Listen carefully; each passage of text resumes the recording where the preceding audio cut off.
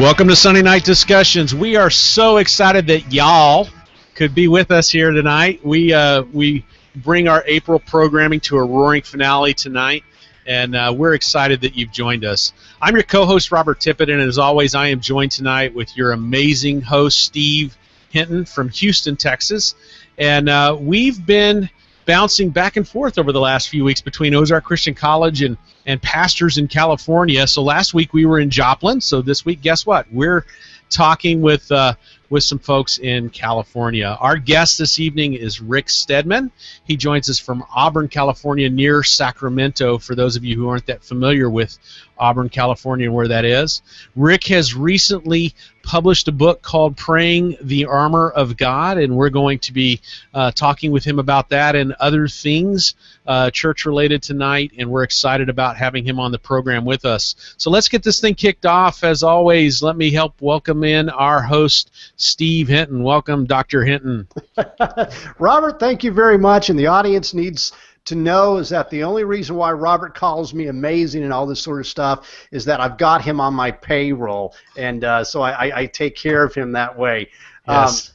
I'm glad you're here tonight, and I'm glad you're here tonight to hear. I'm glad you're here to hear from our guest tonight, who is from one of my favorite places in the entire world. He's just down from Lake Tahoe, and I think what happened was you read about, and yes, I believe in a literal Genesis 1, 2, and 3, but that whole Garden of Eden thing, I think it was never lost. What happened was God just said, "Okay, Adam and Eve, you're done," and He picked it up and he relocated it, and He stuck it in Northern California. Okay. Yes, Rick Stedman is the gentleman that we're going to have with us tonight. Glad you're here, world. Again, send in the questions. I hope you had a chance to watch the playback of our last show if you didn't see it live. Robert has you just got neat. If I can talk, I couldn't talk in my sermon this morning either. So, Robert, you haven't got to meet Rick yet, except for just our time prepping for the show. But Rick has experienced what the world would say, the world of professional ministry would say, success in a sense. That Rick recently planted a church, well, about 20 years ago, in Northern California that grew, and God did a lot of great things in it. But the thing that I want everybody to know tonight is that Rick is an incredibly humble guy. And I remember the first time I actually talked to Rick, my wife and I and kids were back in Indiana, and we were praying about moving to California. And I remember calling Rick up, the big church, and he had no clue who I was, and I just said, "Hey, I talked to this guy who talked to this guy who said I needed to talk to you." And Rick was incredibly open. And the thing is, there's this in the independent Christian church movement, which I'm a part of, they have this event every year where the guys who preach at these big churches come and they do all their sort of stuff. And I got to say that Rick and like maybe 2 or 3 other guys are the only guys I'd want to hang out with. Rick is a guy who loves Jesus, loves creation, and he loves people. And I'm excited to have him here tonight to answer your questions and talk about what it means to love people one at a time, and then also talk about prayer, which is going to be the bulk of our show tonight. So 2 time zones away, Rick Stedman, I'm throwing the ball to you. Tell the world who you are. Welcome, Rick. Thanks so much. And I'm really happy to be here, and I love your analogy of the Garden of Eden here. Actually, I really agree. I mean, I feel like I live in like the perfect place. I'm a couple hours from San Francisco Bay Area. We're close to Napa. We're close to Yosemite. But the thing I like best is the Sierra Nevada is just up the road. It's about 45 minutes to the nearest ski slope, and that relates to the Garden of Eden because I believe that God created snow to visit. Not to stay? Not to live in. I actually have biblical proof of that too. The biblical proof is that if God had created them to live in snow, the fig leaves would not have been sufficient. Right. So basically, I think they were on some plane looking up at some snow-capped mountains, which is what I'm doing tonight, right here in my backyard. And I'm just so blessed. I'm blessed to be saved. I'm blessed to have a wonderful family. I got grown kids now, a couple in college and out of college, and I've had just a wonderful experience planting and leading a church, and love to share some of that with you.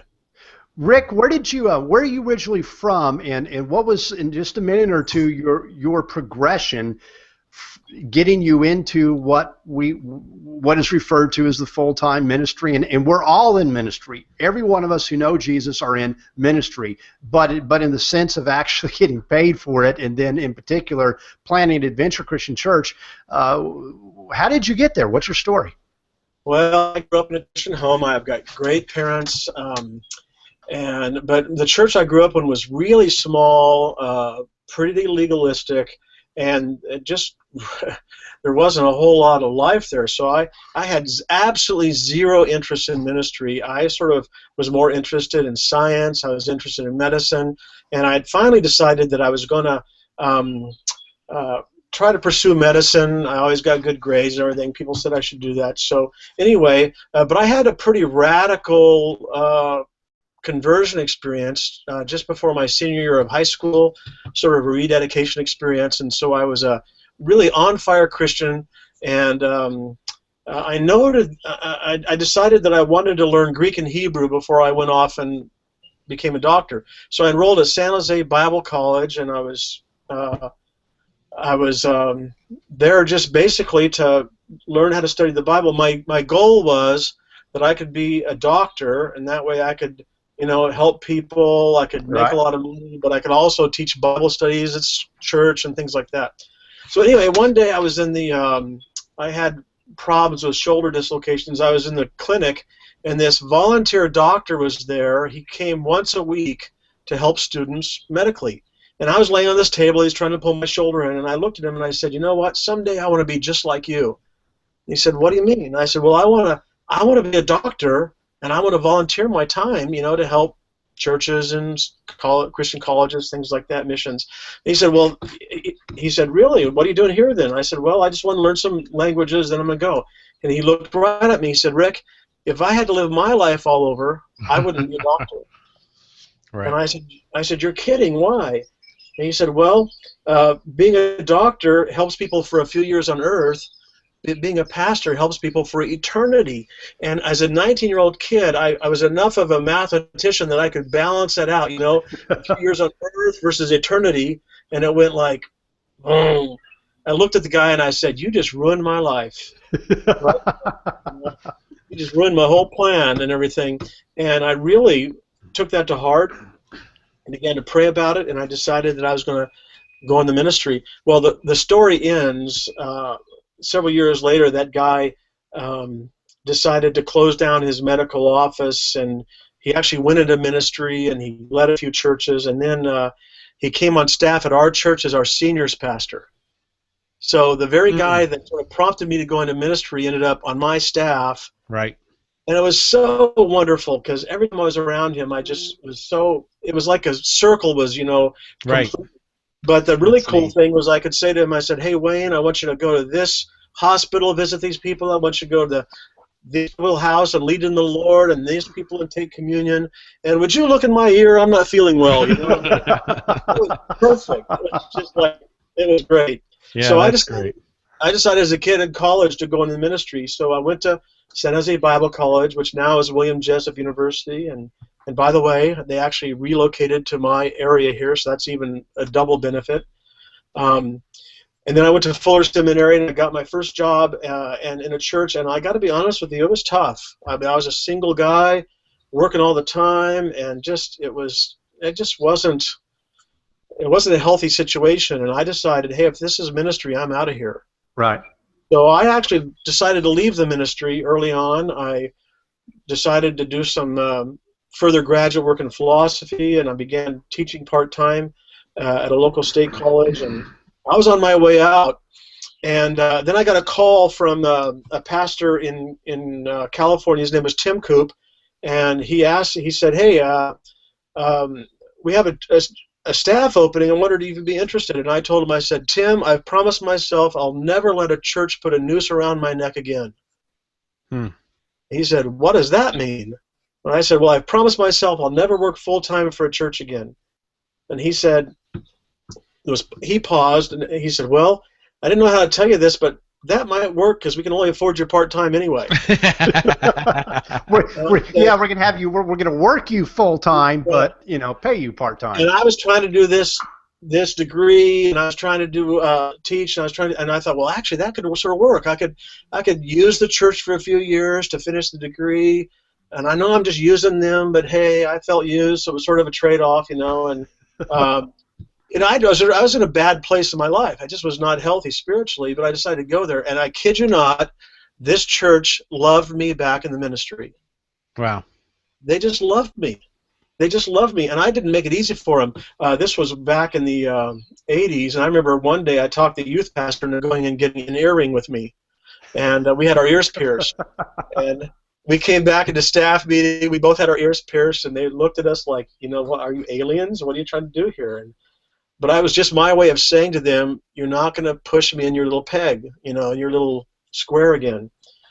And that church just loved me back in the ministry. And guess what happened? Once I was in an atmosphere of love, things just blossomed. Right. I mean, my ministry just took off. All of a sudden, there was all these people, and there was all these conversions, and all this joy. And, I mean, there were people, and it just kept exploding, and I was having so much fun. And I got to write some books, and I got to, I was even a guest on Focus on the Family radio show with Dobson, and I'm thinking, see that prepared you to be on our show, Rick. That's right. That's my training. And I was thinking, what's going on here? I don't want to do this anymore.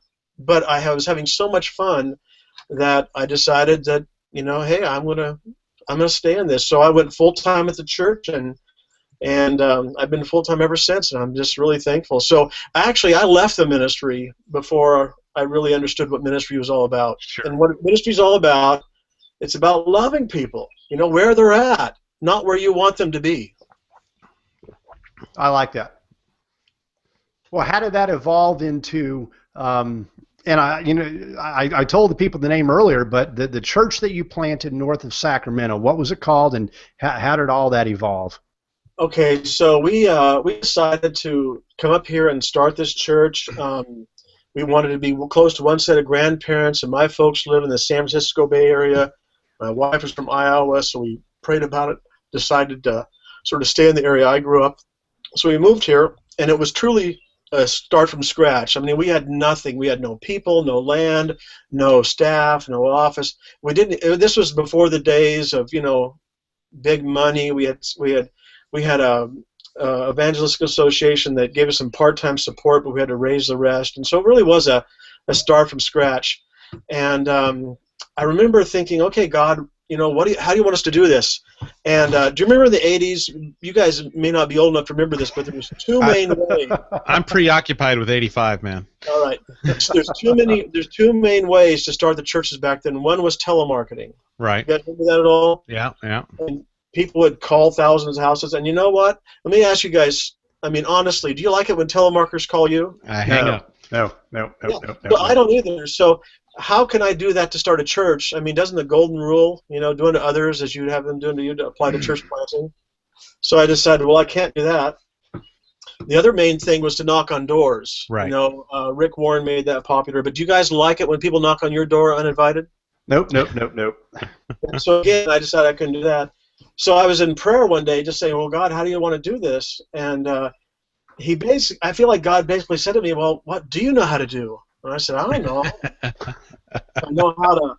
I know how to talk to people. I know how to meet needs. And he said, well, what are some needs your community have? And I said, well, I don't know. There's kids on drugs. There's people going through divorce. There's people, are homeless. And he said, well, just pick one of them. So no kidding, the church started with me just deciding to set up a card table in front of Walmart. And I bought a card table, and I had a sign made. It said, how to drug-proof your kids, free booklets. Sponsored by Adventure Christian Church, no donations accepted. And that was my business plan, Steve and Robert. My business plan was I'd get my table out once or twice a week. I'd meet people, and whoever was interested, I would just slowly love them one at a time into the kingdom. And I figured I'd do that for the rest of my life. That I'd be the pastor of that little church that loved people one at a time and sat in front of those funky tables at Walmart. You know? Okay. And that was my plan. I wanted to be known as a church that gave things away. We were going to give away how to drug-proof your kids, how to divorce-proof your marriage, you know, how to raise teenagers or survive the teenage years. Anyway, so we were just going to grow a church by loving people one at a time, and my goal was to be at that table every week. And I got to tell you, it was really difficult because people would come up. I'd get three kinds of people. One person would say, "Hey, I don't want to go to church, but can I have one of those booklets?" Sure. Well, of course, you know, if it keeps you out drugs, go for it, you know. Another person would say, "Hey, I already go to another church, but can I have one of those booklets anyway?" Well, do you think I should give it to them if they go to another church? Yeah. Sure. Yeah. Sure. Hey, yeah, that's great, you know. And then other people would come up, and a few of them said, "Hey, I'm interested in this church. When are your services?" Right. I hated it when they said that. We didn't have services. Right. You know, we had no one to serve.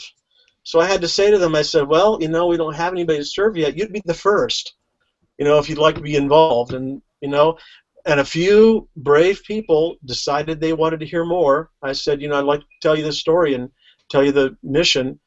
And I met with them, and then I'd say to them, "Hey, do you know anybody else might be interested?" I met with them, and I'm on. And I'm not kidding. It just like a tree, it just grew, loving these people all the time, and then loving their friends, and loving their friends. And no kidding, I only got the table out 3 times.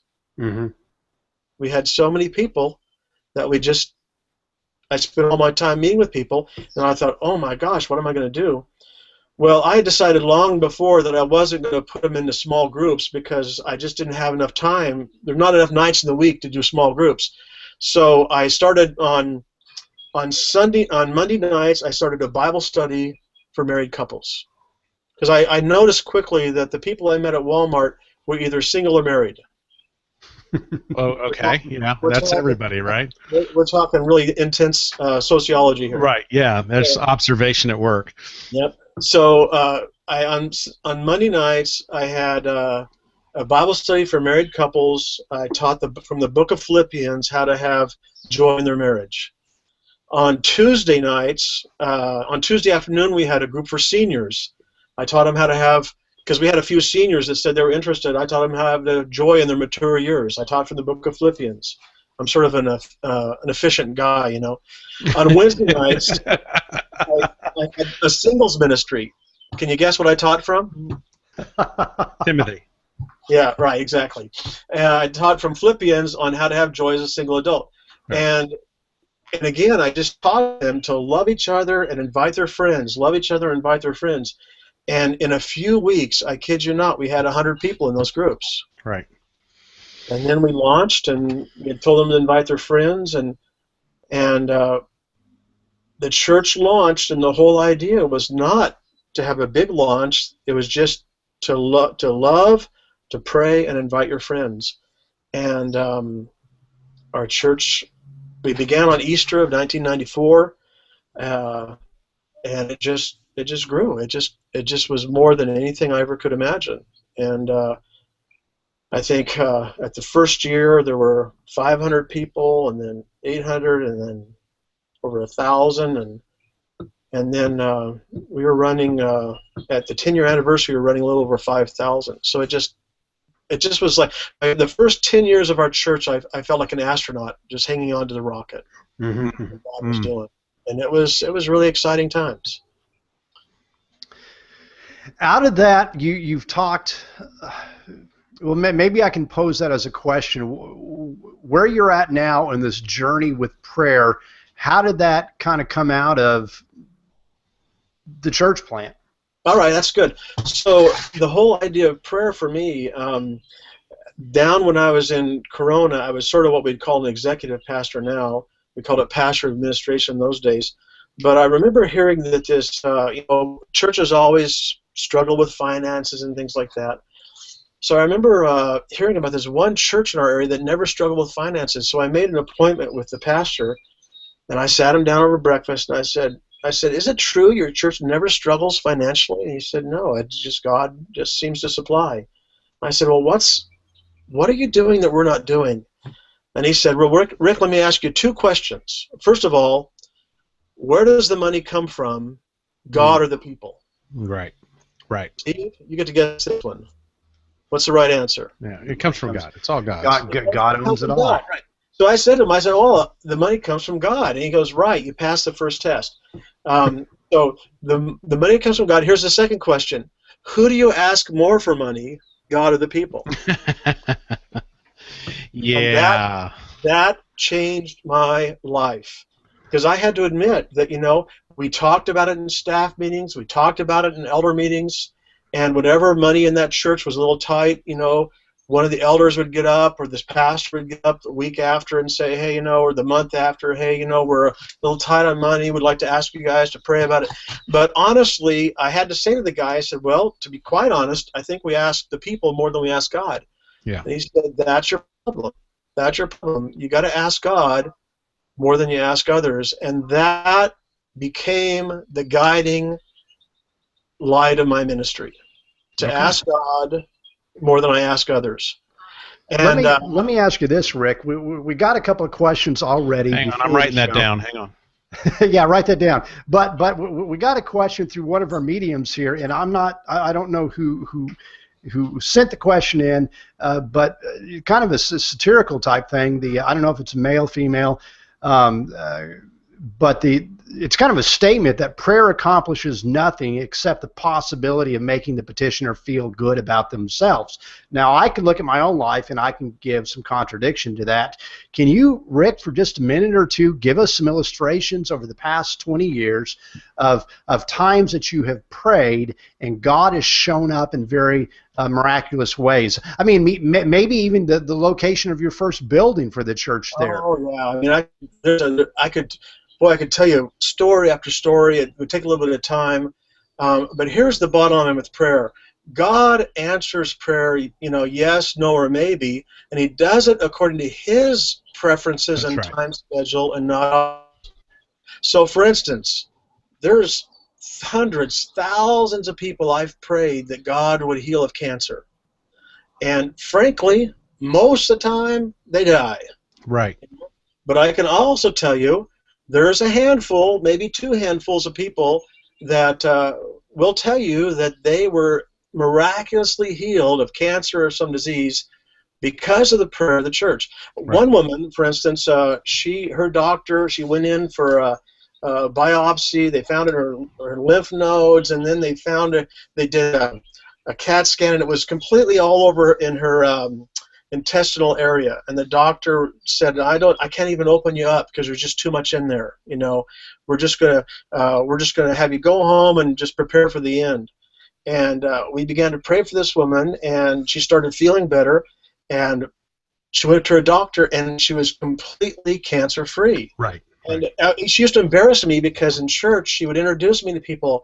This is the pastor that prayed and healed me of cancer, and I felt like, all of a sudden I'm Benny Hinn or something like that, Right. And that's not who I am, because I actually say, well, actually most of the people I pray for die. So want you to know that. Yeah. Most of the time they die, but I will pray. Yeah, the pastor, the lead founding pastor at our church developed cancer a few years ago. It's actually been a number of years ago now, and he loves to tell the story. He says, "Look, if my cancer ever comes out of remission, I don't want you Baptists praying for me. I want the Pentecostals over here praying for me when I'm in that situation." But he also has always been real clear about saying, God has never promised me. And nowhere in Scripture is there a promise that I'm going to be healed of my disease. That's not there. There's a lot of promises that God has made me. That's not one of them. And if he chooses to do so, that's great. But he hasn't promised he's going to do that. That's interesting to say that, because I haven't even told you guys this yet, but I just have finished the second book on prayer in this prayer series, and the title of the book is Praying the Promises of Jesus. And so it's all about what promises did Jesus actually make to us, and how can we pray to have us experience more of the answers and more of the reality of those promises. So I do believe that God has made promises. I believe He's promised to heal us, especially spiritually and especially eternally. But I do think that on earth, God does answer prayer. That's just one out of many examples I could give. Sure. But here's the bottom line: when you pray, you got to be okay that God's going to do what's best. And for reasons we don't understand, right, what is best in God's view might not be to heal that cancer. We, from our small brain, obviously my hard disk is too small to understand God's ways. Right. God may have reasons, and people then say, well, why does God allow suffering? Well, here's another little thing I've learned the hard way over the years, and that is that every family suffers. Mm-hmm. Yeah. Every family suffers. There's not one family on planet Earth that doesn't suffer from something. Right. I mean, but here's the deal. You can't choose how you're going to suffer. I mean, you wouldn't want to choose. I mean, would you choose to have a disabled child or to have cancer as a young adult? I mean, right. I mean, who would want to make that kind of choice?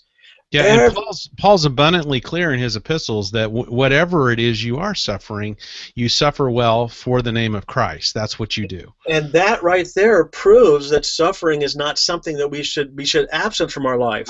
Right. I mean, it's the premise of Paul's argument is that we all suffer. Right. It transformed my ministry when I began to see. I mean, and Steve, this happened even just a few months ago. I remember this couple came up to me and they said to me, "Hey, Rick, do you know what today is?" And I'm thinking, oh my gosh, what's today? Is it your birthday? Is it, what is it? And they said, well, 3 years ago today, you did the funeral for our granddaughter who drowned in her pool. And it hit me that, wow, that was an anniversary for them.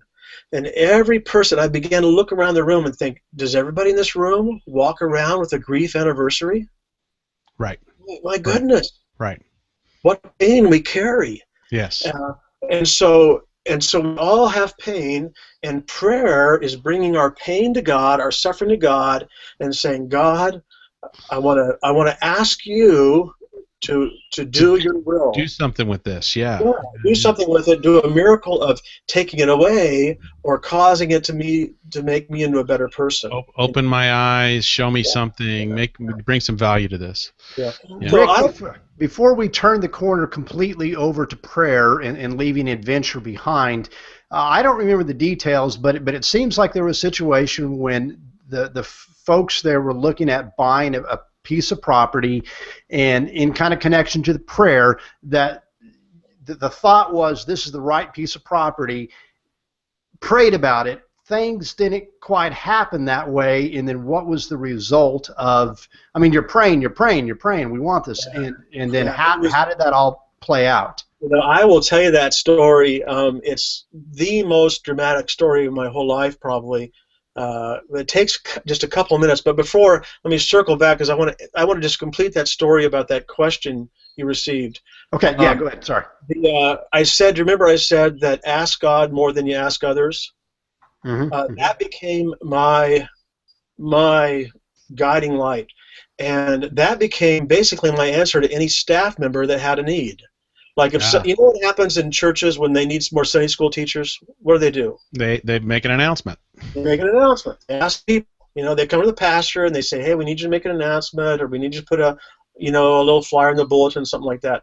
So my answer instead to my staff people is, well, I'm willing to ask the people, but have you asked God, and has your whole team asked God more than we're asking the people? And they always look like a deer in the headlights there. And have you had your team praying for workers in the harvest? Have you had your team praying about who they might know that God would want them to recruit onto the team? And have you really spent time praying? I'm unwilling to ask the congregation until you can tell me in integrity that your team has truly prayed. Right. Well, that would always send them back to prayer. And guess what happens?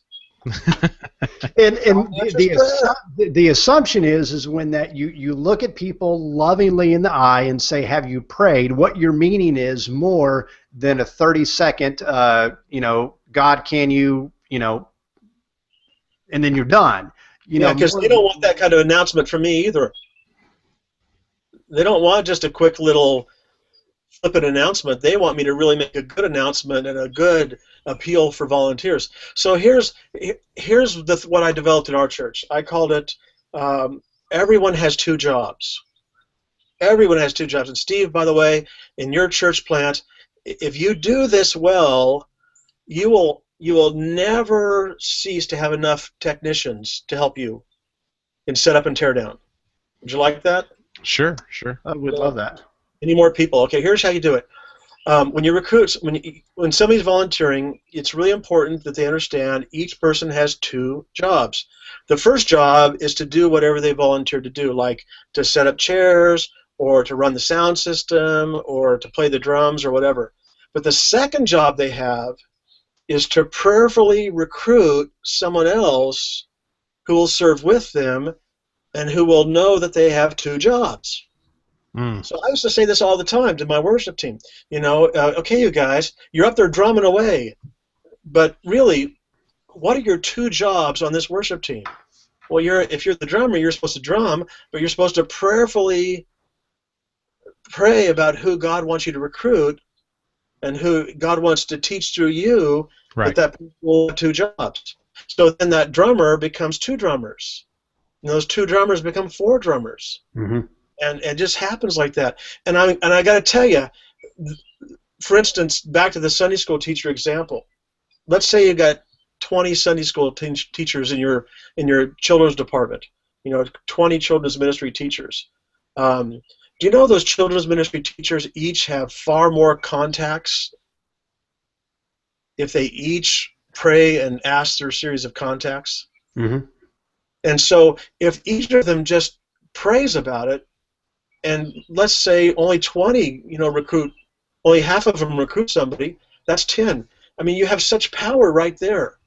So in our church, the ones that were always well-staffed were those that learned that everybody had two jobs. And boy, you can see it when it works. It really is quite dynamic. So what I try to do is I say, if you really believe in prayer, that means that you're getting people to pray with you for certain things, and you're trying to raise up other people who do the same. I know somebody wrote in how to engage the community of our believers to ask the Lord of the harvest to send out workers. Yeah, Kim Gasaway typed in something like that. Yeah. So the way you do that, Kim, is first of all, you've got to train them to ask God more than they ask others in their own church. See, the church is the local training ground. And by training them to ask God more than others for the different needs of their ministry, once they start doing that, and once they start seeing answers to prayer, that'll give them more passion then to then take that outside and asking God to send more workers. Now, Kim wasn't specific on what is it, to harvest to send out workers. Workers to do what? To hand out leaflets door to door, or to sit at tables in grocery stores? Or are you talking about workers to work in children's ministry or youth ministries or in the church? So I don't quite know exactly which way he's headed, but I think the solution is to train people to ask God more than they ask others. This is also how I counsel married couples, because they come to you and they say, "Oh, our marriage is falling apart." And I simply say to them, "Well, who do you talk to more about this, God or your spouse?"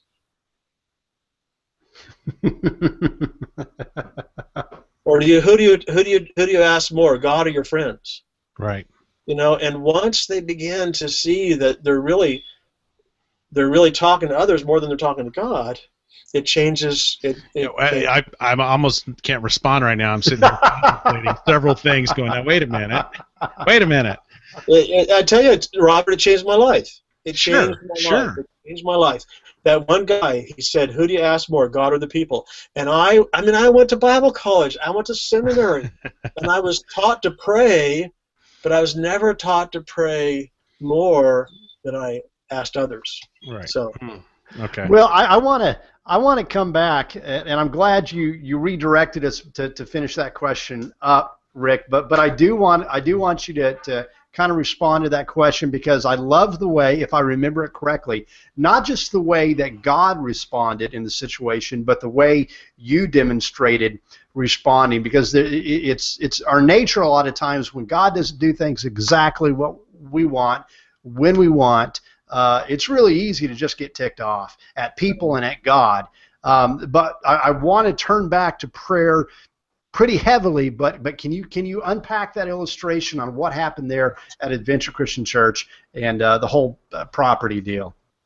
All right. So, this is it's by far the biggest thing that happened in my life, not the most important. I mean, a person's life or a healing of cancer or a marriage healed, those are just as important or more important, but this was the biggest thing. Our church early on was a very faith-filled, just forward-thinking church, and we actually had our first building campaign when we turned 1 year old, and we bought over 40 acres. And we thought it was great because the city said, hey, it's no problem. It's in this zone of town that a church has already approved use. You can do anything you want. You don't even need a conditional use permit. So we said, great. So our people, sacrificed. We bought this land. And then we started designing, and we talked to the engineers. We presented some plans to the city. And I got a letter on my desk. I'll never forget it. It was fall of 1995. Our church wasn't even 2 years old. And it said, emergency notification for Richard Stedman. And I opened it. I said, what is this? It said, emergency city council meeting notification for the purpose of a zoning ordinance revision. And I thought, zoning ordinance revision? What adult bookstore is being kicked out of town? What alcohol license is being denied? What's going on here? I read on. It said, emergency city council meeting for the purpose of a zoning ordinance revision to prevent Adventure Christian Church from building on such and such a property. No kidding. Our city. Somebody had put a petition up. No, it was it was the other people in the town, the big industries, the big players like HP and NEC. They didn't want a church because if a church could build in that corner of our town, then it could impact their operations because their operations had toxic chemicals and things like that. And so they were trying to keep us away from their area. The funny thing is that right across the street, there's houses. Right across the street is, and we went to this, is a school, and we went to them and we said, well, if there's a toxic chemical leak in this area, it's going to go across the street to those houses or across the street to the school you built. And the city said to us, oh, no, that's a different zone. As if a toxic airborne leak would stay in the zone. They just, it was all a finance, it was all a business thing. They were just covering their bases. And so we went to the city, we met with every city council member, and they all said, hey, Rick, the science is on your side and the law is on your side. They can't change the law out from under you. Every city council person said they were on our side. The mayor said he was on our side. So we went to this big city council meeting. We had people praying like mad before, out in the aisles, in the street, and we really packed out the place. And I got up and I talked, and our lawyer talked, and our engineer, and then the people got up and they said how this church had helped them so much. And I got to tell you guys, it was one of the best moments of my life. I sat there thinking, wow, this church isn't 2 years old, and these people are already standing up for it in public. This isn't just anymore. This is reality. I could die today, and this church would keep going. So it was just a cloud nine moment in my life. Well, the mayor then stopped that. He said, well, is there anybody here in favor of this ordinance revision? And I was shocked when somebody got up from the other side and went to the front. And it was the vice president of NEC Electronics. And he got up there. I'll never forget it. He stood at the podium and he said, we've been in this town 16 years, and we've built a $1 billion facility. And that's billion with a B. Uh-oh. Right. I turned to my lawyer and I said, that bugs me. That bugs me with a B. That he'd say that. And then he said, but if you don't approve, and we're considering a $1 billion expansion, but if you don't approve this expansion, we may not do our billion. I'm sorry, if you don't approve this zoning ordinance revision, we may not do our billion-dollar expansion. All about the bucks. Wow, Yeah. some I money. turned to our lawyer and I said, because I'm a pastor, you know, I'm a verbal kind of guy. I got a great vocabulary. I turned to our lawyer and I said, "Auga, torpedo incoming." And Yeah. he said, "Rick, we are sunk. You can't beat a billion-dollar torpedo." Right. They quickly wrapped up the meeting, and they voted 5-0 against us to change the law out from under us. And now I'm sitting on the front row. I went from cloud 9 to the pit of despair. We got 40-plus acres. The city won't want it. Industry won't want it. People won't want it because of toxic chemicals, you know, stuff like that. And I'm just dying. And the mayor goes to wrap up the meeting, and I said, "Hold it, are they going to wrap up the meeting?" And the lawyer said, "Yeah, we lost." And I said, "Well, can I say something?" He said, "No." I said, "Well, will they stop me if I just jump up and start to talk?" He said, "Well, what are you going to say?" I said, "I have no idea. I'm praying." And I jumped to my feet, and I said, "Mr. Mayor, before you close this meeting, there's just something I got to say." And I kid you not, my knees are shaking. Everybody was tense. And inside I'm praying, "God, your word says you'll give us the words to speak when we stand before the magistrates and councils." Right. God, if that ever applies, it's now. Right. You know? And so I just asked God to give me some inspiration, give me some words. So I got up and I said, "Mr. Mayor, there's something I got to say." And I kid you not, nothing came. I mean, tabula rasa, blanks. I mean, I had blank mind. I mean, I was just nothing. So I thought, I got a thick head. God's probably trying to get through, but I know I'll stall to give God time. So to stall, I thanked the mayor for the time he had spent with us. There's still no answer to my prayer, so I thanked the city council member next to him. Then the next, and the next.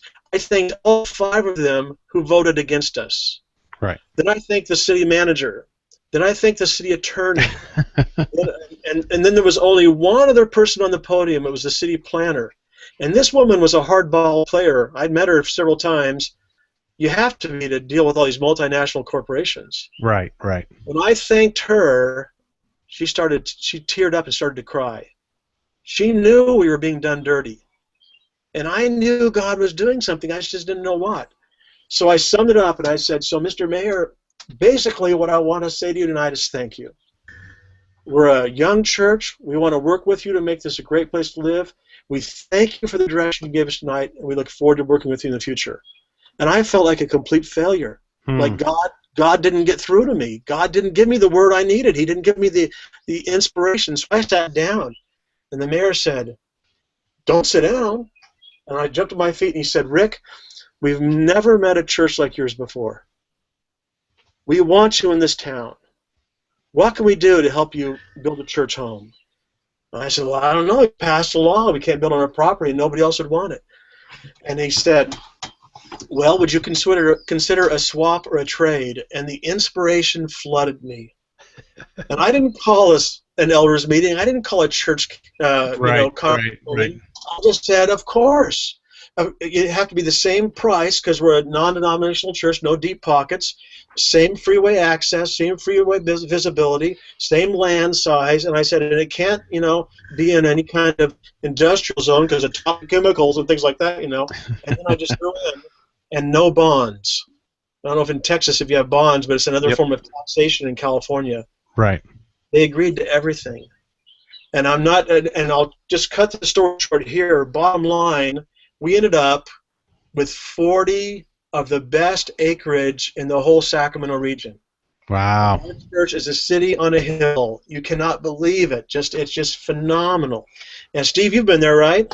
Yeah, you come around. I forgot the name of the highway. 80 and kind of go off 80 into Rockland, and there it is up on a hill. It's just amazing. And people sometimes come to me and they say, "Wow, you picked a great spot for a church." And I always say, No. You see that spot over there? You see that spot over there? By the way, a few years after that, NEC went into real financial problems. They started their billion-dollar expansion. Then the .com burst hit, and then the other problems with chips and everything. And you still can drive in Roseville and see the rebar sticking up. Wow. They started their billion-dollar construction, but they've never completed it. It is an eyesore on the town, and it's sort of like God was saying to them, "You really wanted to mess with me? You really thought you could beat me? You really thought you could do that?" So I God, think that's I think that's and thank you. You're right. It did take a while, but I'm glad it took a while because I think that's a good illustration for our audience to see that there are times we feel like God's not listening, God's not moving.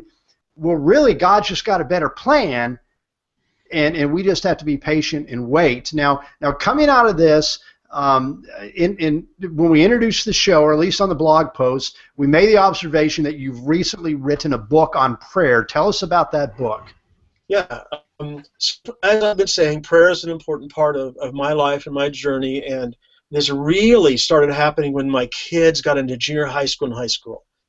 Now, I don't know how old your kids are. Mine are in, like I said, in college and out of college. But man, when they went off to junior high school, especially in California, I mean, I live in Auburn. The city flower is marijuana. I'm just joking, but I mean, it seems like it. That's Colorado. Yeah. Well, we were the first, probably. I mean, it's just such a. There's drugs everywhere, and my kids are going to these schools, and I'm thinking, oh God, how can I protect them? And at that time in my life, I was studying the armor of God, and I just started praying the armor of God every day. And I'd pray every piece of armor for my kids every day, for my wife, for myself, for my relatives. But man, it took forever. And then what happened was I began to think, well, what if I just prayed one piece of armor per day?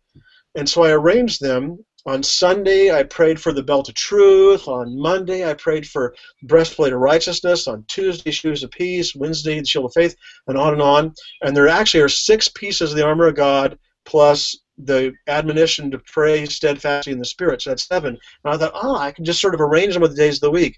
So what I've done in the book, basically, if you know the days of the week, you can memorize the armor of God.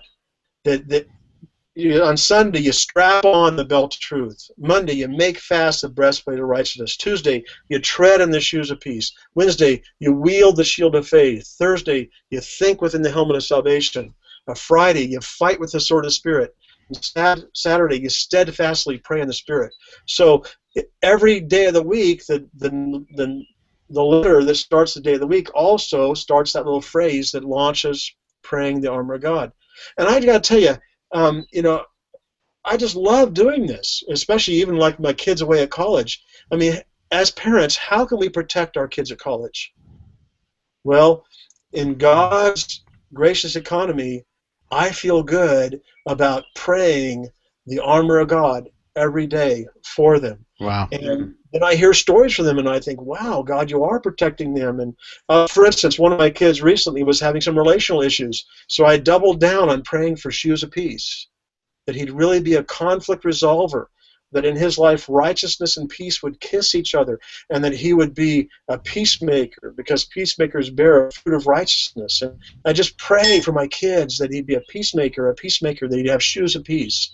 And so that's what I've done. So I've written this book on praying the armor of God, and basically it tells you about the 7 days of the week. It teaches you about the different pieces of the armor of God.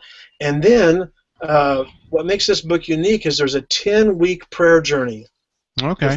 It applies the days of the week through different topics. For instance, the first week is just learning to pray the armor of God for yourself.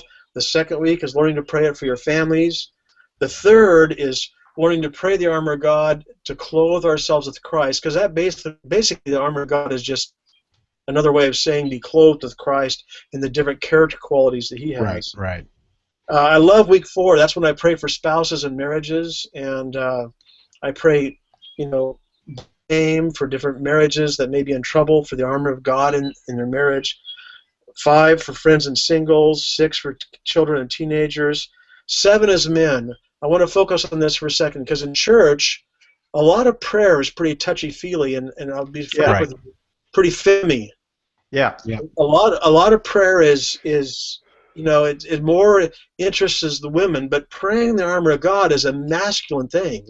Right. It's something men like to do. And we've been talking a lot about that in our church.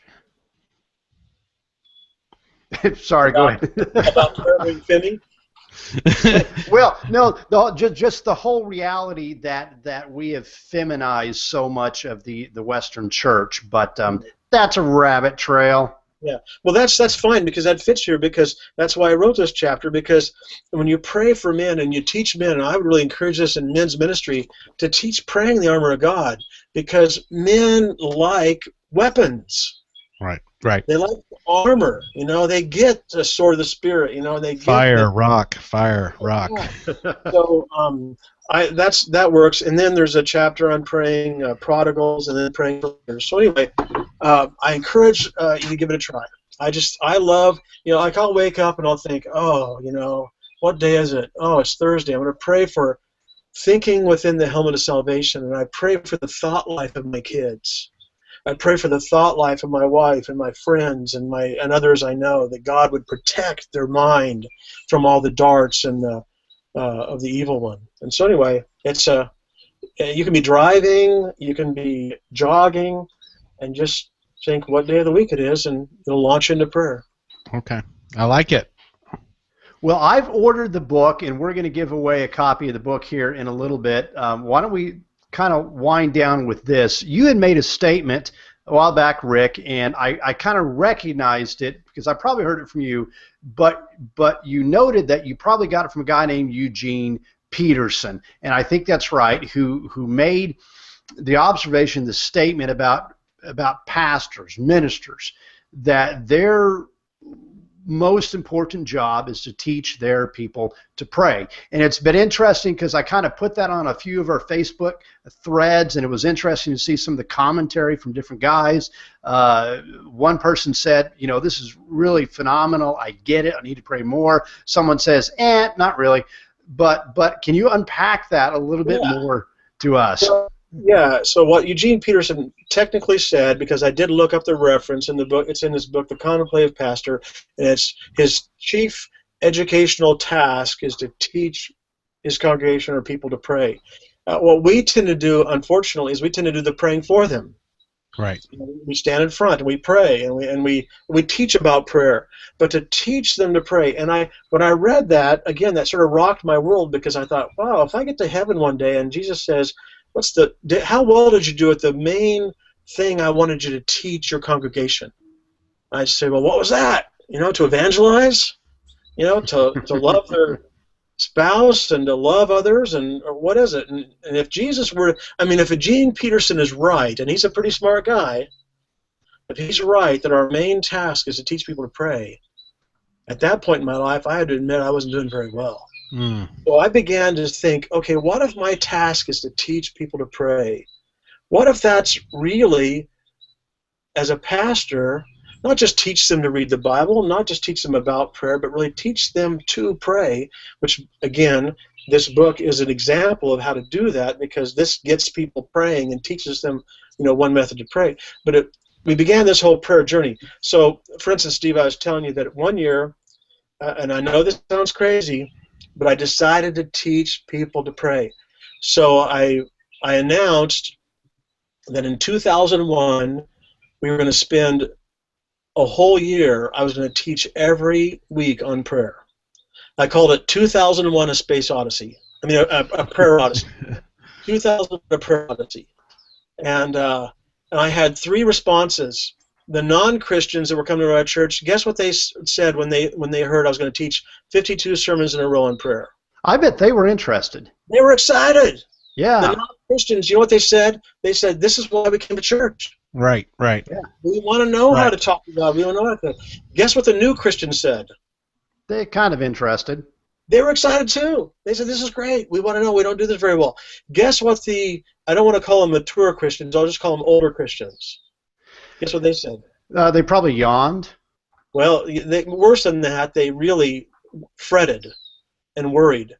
One guy who had been an elder in several churches said to me, come on, Rick, I can handle a few weeks, but aren't we going to be bored out of our gourd in month 2 or 3, And it's funny because the new Christians and non-Christians were excited, but the people that I thought were really interested in prayer, they didn't get it. Well, we did the whole prayer series, And this guy, 6 months in, wrote me an apology note and said, "Thank you for doing this. I had no idea about the things I needed to learn in prayer and the way this changed." Anyway, it's just great. But here's the funny part. At the end of the year, I remember getting, you get the Christmas letters from people in your church. They got their family saga and all that. All right. At the very end of the Christmas letter, in several of them it said, "And this has been a fantastic year in our church. Every sermon has been on prayer." And a few of them even said, "We wish our pastor would keep it going next year." Wow. Hey, guys, I never made the Christmas letter before. Right, yeah. Ever. Nothing. So you wrote this one. You mentioned a little bit ago that you've got another one you're working on. Yeah. Well, it's going to be out next March. It's called "Praying the Promises of Jesus." Okay. And a promise. What I talk about in this book is a promise is a way of changing the future. It's a way of reaching out into tomorrow and creating a better future. And so, how does Jesus change the future of his disciples and the future of his future disciples? It's by the promises he made. It's his way of overcoming time. Okay. It's a fabulous thing. Anyway, we learn to pray the promises of Jesus, and so that comes out. I'm sorry, it's a year from now. It takes that long for the publishers to get it out, but and then you mentioned a series, so I assume you're going to do more of these kinds of books. Yeah, I've got a couple more on prayer. I've got some other things that I've also. If people want to check it out, you can check out my website at rickstedman.com, very humbly titled, and you can also sign up for my blogs. I'm interested in apologetics because I used to teach philosophy. I'm interested in church leadership. I'm interested in prayer, obviously, and spiritual formation. So if you're interested in those kind of things, check out my website and my blog. There's some other things, other resources there too. Great. Well, before we tie it down tonight, we do want to give the book away. So I mentioned earlier that I firmly believe, thus saith the Lord, that Lake Tahoe is the most beautiful place on the globe. So the very first person who will type in either through Google Plus or one of our Facebook feeds or my blog that says, "Yes, Steve, indeed, Tahoe is the best place in the world," we will get your address and send you the book. So, Rick, if you only had one more opportunity to say something to the world about the love of God, what would you say? Well, boy, that's a question I haven't thought about. I will say something about love, and that is that my experience in church is if you love people one at a time, they add up. And if I had to say one thing to pastors, I'd say stop focusing on the crowds. Start focusing on loving people one at a time and structuring your ministry so that the people in your church are trained to love people one at a time and pray for people one at a time. If you love people one at a time, they add up. If you try to just draw a crowd, it can be surprisingly difficult. So that's what I'd say about that. I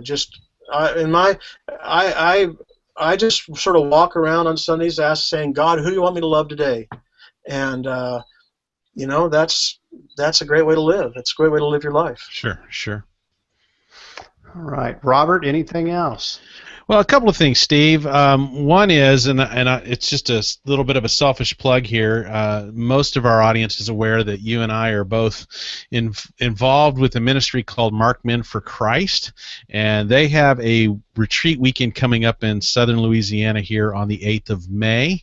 And if there's any men out there in our audience who are interested in checking that out, maybe joining me, possibly, maybe slightly you that weekend. I will be there. There's a backstory, but I will be there. I put lease out, and it's going to happen. Okay, good. Well, they can go to markedmenforchrist.org and look for the Louisiana weekend on May 8th. It's in Lake Arthur, Louisiana, and they can plan to join us there. Second is, what do we got coming up next week? Well, Rick, actually, you might be interested in this. Our guest for next week is actually one of my cousins. by the name of Brandon Wolfram. It's interesting. If you saw a picture of my family, my mom's side, and all my cousins, it's like a row of NBA players. And then there's me. I'm really, really short. And Brandon is actually the tallest one. He probably makes Goliath look short, but Brandon played some professional basketball over in Europe for a while. But the reason he's coming to us, he's working on an advanced degree actually through Oxford, kind of in a worldview, kind of a philosophical thing, and we're going to be talking about the original order of things and ramifications to that. In other words, if we are not merely the byproducts of evolution, if creation is legitimate, what was the original system, and then what are ramifications for us today? So that's what we're looking at next week. Rick, if you're available and you want to watch the show or even chime in, because I know that you had a philosophy major, that's kind of where we're going next week. Sounds cool. Sounds good. Rick, I just want to thank you for yes. And it's great. You're outside. You are our first official guest who was outside, and it's dark here, but we can see the trees and hear the birds, and thank you for sharing God's creation with us. Before we pull the plug, Rick, will you pray for our audience tonight? I would love to. Dear God, thank you so much for loving us, for pouring out your love. Thank you that your love is deep and high and wide, and it's more than we could ever even begin to fathom. I pray, Lord, that your love, that you'd pour out your love and your wisdom on every person who watches or listens to this. And I pray, Lord, that you would put on them the armor of God, that you would put on the belt of truth, that truth would be their guide and their strength. I pray that you would put on them the breastplate of righteousness and guard their heart. I pray, Lord, that you would give them shoes of peace. You give them faith, scripture, helmet of salvation, and prayer. Thank you, Lord. In Jesus' name, amen. Amen.